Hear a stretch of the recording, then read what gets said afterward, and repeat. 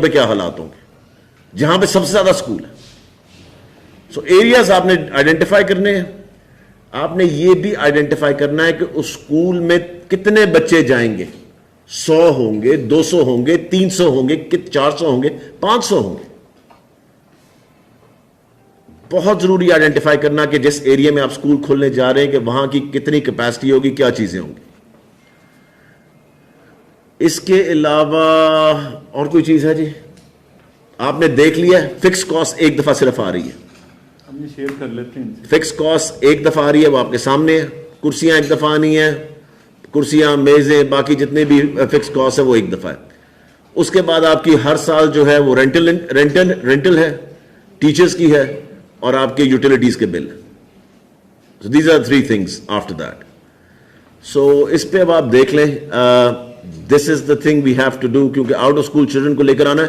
سارے کہتے ہیں جی آؤٹ آف اسکول چلڈرن لے کر آنا ہے. اسکول ہی نہیں تو بچہ کہاں سے آئے گا؟ پہلے اسکول تو بھرے ہوئے, 50, 60, 80 بچے کلاس میں بیٹھے ہوئے. جب آپ کے پاس اسکول ہی نہیں ہے تو آپ باہر والے بچے کو کس طرح لے کر آئیں گے؟ دوسری چیز میں تو سمجھتا ہوں یہ جو ہم زیور تعلیم پہ پیسے لگا رہے ہیں یہ ہمیں آفٹرنون اسکول پہ لگانے چاہیے.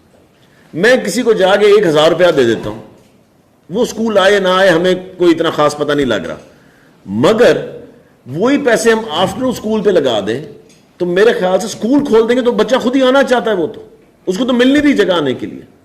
سو ہمیں یہ نیکسٹ ٹائم فائنینس کے ساتھ بات ضرور کرنی چاہیے اس پیسے کے ساتھ, کیونکہ ہم وہ پیسے بانٹ رہے ہیں, پیسوں کو آگ لگا دیں ویسے پکڑ کے, کیونکہ وہ ان میں سے مجھے پتا بابے میرے پیچھے بھاگ رہے ہوتے تھے جب میں ساؤتھ میں جاتا ہوں کہ جو 1000 روپیہ 1000 روپیہ. So it doesn't make any sense. So اس میں یہ دیکھیں کہ آؤٹ آف اسکول چلڈرن کے لیے اسکول کھولنے پڑیں گے. اگر اسکول نہیں کھولیں گے تو ہم نہ ایکسپیکٹ کریں کہ بچے اسکول آئیں گے.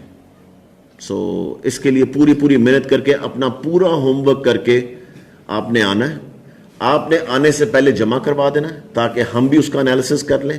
پھر میں آپ سب کو واپس بلاؤں گا اگلے 10 دن کے اندر. آپ نے جمعے کو جمع کروا دینی ہے جی, اگلے جمعے کو.